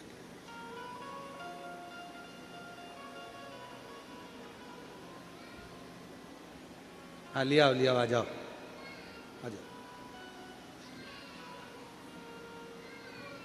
और शंभु शरणे पड़ी मांगू घड़ी रे घड़ी दुख काटो दया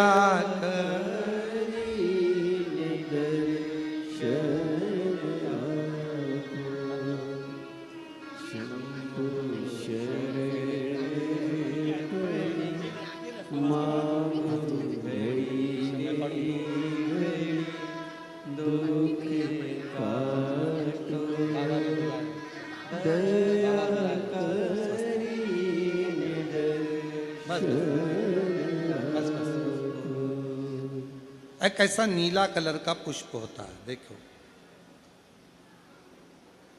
आज छोटा है थोड़ा हमारे हाथ में, ये फूल का बेटा है, ठीक है, पूरा फूल नहीं है, ठीक है,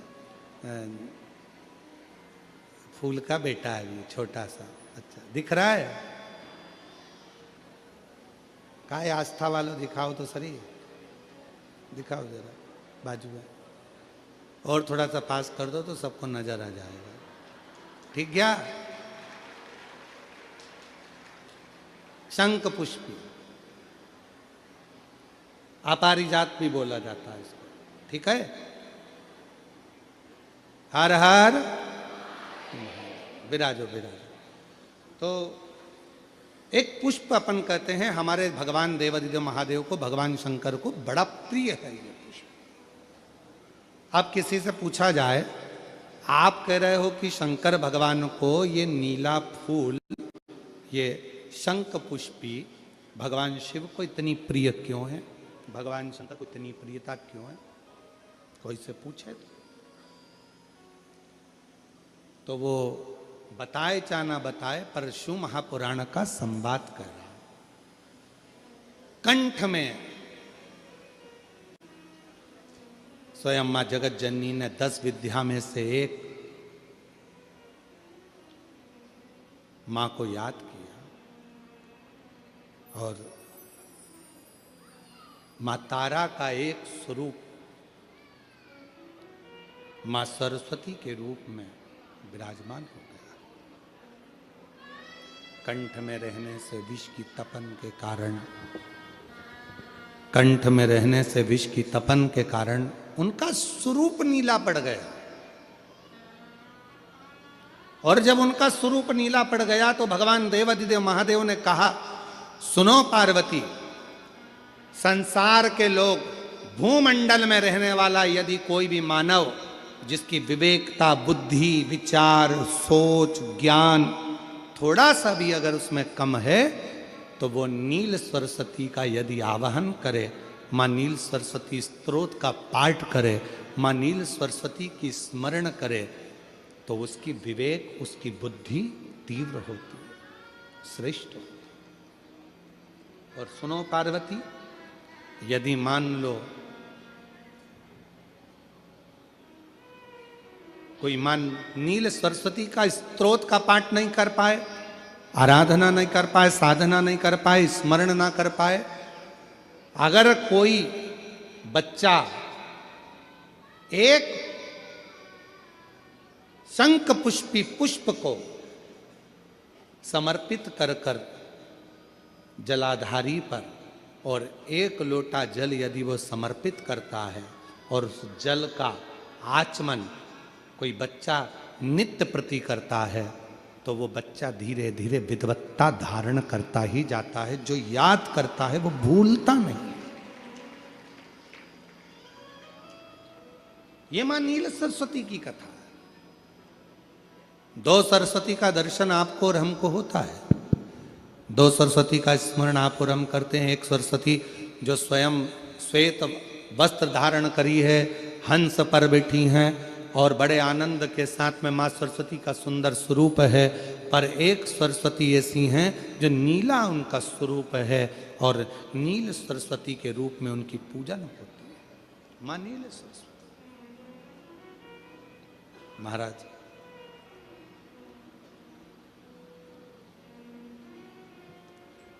जैसे कोई कोई बच्चे ऐसे होते हैं कि जन्म लेने के बाद में उनकी राल टपकती रहती है, विद्वान नहीं हो पाते, पलंग पर पड़े रहते हैं, पांव हाथ काम नहीं करते हैं और डॉक्टरों का इलाज चलता रहता है पर वो रिटर्न नहीं आ रहा है।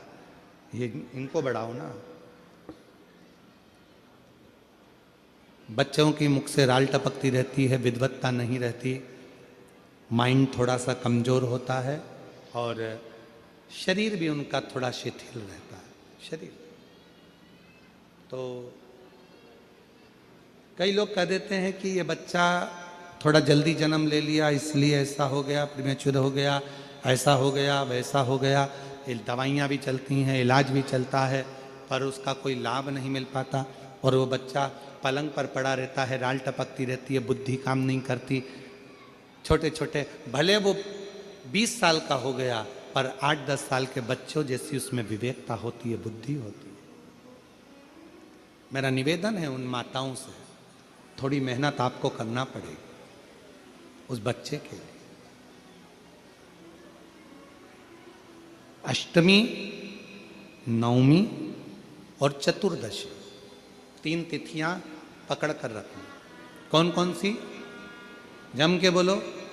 अष्टमी, नवमी, चतुर्दशी। ये 3 तिथियां ऐसी हैं, चतुर्दशी अमावस्या की भी और चतुर्दशी पूर्णिमा की। अष्टमी नवमी अमावस्या की भी और अष्टमी नवमी पूर्णिमा की। ये वो तिथियां हैं जिन तिथियों में मां नील सरस्वती का स्तोत्र का पाठ कर कर एक शंख पुष्पी पुष्प, एक अपारिजात का पुष्प जलाधारी पर रखकर 7 बार अगर जल का पात्र से जल चढ़ाया जाए और उसी जल को कटोरी में झेल लिया जाए, उस जल को 3 दिन तक लगातार यदि सुबह दोपहर शाम रोज उस बच्चे को देना चालू करिए, उसके हाथ पैर भी काम करना प्रारंभ करेंगे, उसकी बुद्धि भी काम करना प्रारंभ करेगी। जो वो पलंग पर पड़े पड़े राल टपकाता रहता है, उसको लोग कहते हैं कि 18 साल का हो गया और दिमाग केवल 10 साल का है, 5 साल का है, उसमें धीरे धीरे बुद्धि प्रबल होना प्रारंभ हो जाएगी और वो भी एक दिन कार्य करना प्रारंभ कर देगा। जिसको प्रीमेच्योर बच्चे भी कहते हैं। लोग कहते हैं ये बच्चा जल्दी हो गया था, ये बच्चा बीमार पड़ गया था, बचपन में इसको कोई इंजेक्शन ऐसा लग गया था, बचपन में ऐसा हो गया था, बचपन में वैसा हो गया था, गर्भाशय का जल उसके मुख में चले गया था, तो ये बच्चे की ऐसी गति हो रही है। उस बच्चे के लिए अगर आपके आसपास के क्षेत्र में भी कोई बच्चा ऐसा है तो उसको मां नील सरस्वती का स्मरण जरूर कराएं।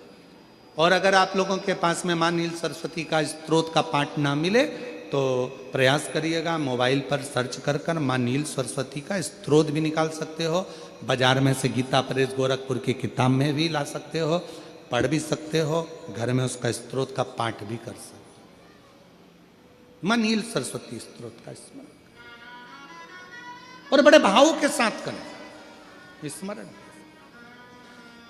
और कोई माताएं कह देती हैं, कोई बच्चा कह देता है मम्मी मुझे याद नहीं होता, याद करता हूं परीक्षा हॉल में जाकर भूल जाता हूं, मैं कुछ पढ़ता हूं बाद में जाके भूल जाता हूं, स्मरण में नहीं रहता। तो उनसे भी निवेदन है, आप मां नील पाठ नहीं पढ़ सकते, स्तोत्र नहीं कर सकते, संस्कृत में नहीं पढ़ सकते, तो मां नील सरस्वती के नाम से अष्टमी, नवमी और चतुर्दशी के दिन एक शंख पुष्पी पुष्प को, नीला कलर का जो फूल होता है बेल में लगा होता है, जो शिव जी को अति प्रिय होता है, उस पुष्प को आप जलाधारी पर रख दीजिए। जलाधारी जानते हो ना सब लोग, शिवलिंग पर नहीं, जलाधारी पर रख दीजिए और जल चढ़ाना 7 बार प्रारंभ करिए।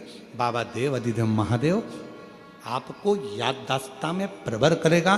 परीक्षा हॉल में जितना तुम याद कर कर गए हो, अच्छी मेहनत कर कर गए हो, तो भूलोगे नहीं, तुम्हारी बुद्धि तीव्र होती चली जाएगी, प्रबल होती जाएगी।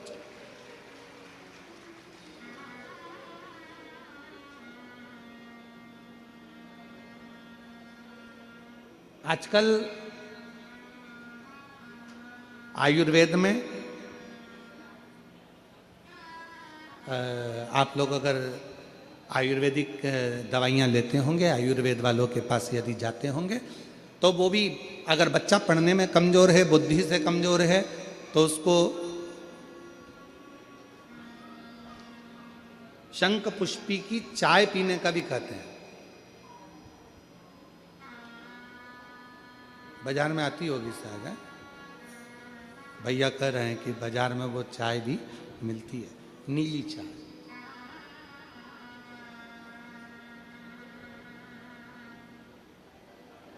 महाराज याददाश्ता के लिए, उसको प्रबर करने के लिए लोग शिव कथा कर रही है। कौन सी सरस्वती? जम के बोलो, जम के जरा, पूरा तो नाम बोलो। माँ नील सरस्वती। तुमने डायरेक्ट कह दिया नील सरस्वती। माँ कौन लगाएगा? माँ है ना अपनी, तो उसका संबोधन पूरा होना चाहिए। कौन सी सरस्वती? माँ नील सरस्वती का स्मरण सुख देता, आनंद देता, स्मरण सुख देता। और हम तो यहां तक कहेंगे अपने अपने घर में अगर हो सके तो ये शंख पुष्पी का एक पौधा लगा लो। ऐसा होता है वो पौधा बढ़ते जाता है, ऐसा नहीं कि सूखता है, और बढ़ता है। बच्चे लोग सुबह से उठेंगे और बच्चे लोग उठकर उस पौधे में से फूल तोड़ेंगे और शंकर भगवान को समर्पित करेंगे, तो वो पुष्प भी बच्चों के जीवन में विद्वत्ता प्रदान करेगा। वो शंख पुष्पी का पुष्प। हर हर महादेव। एक आनंद, एक पत्र है, अच्छा है, देखो।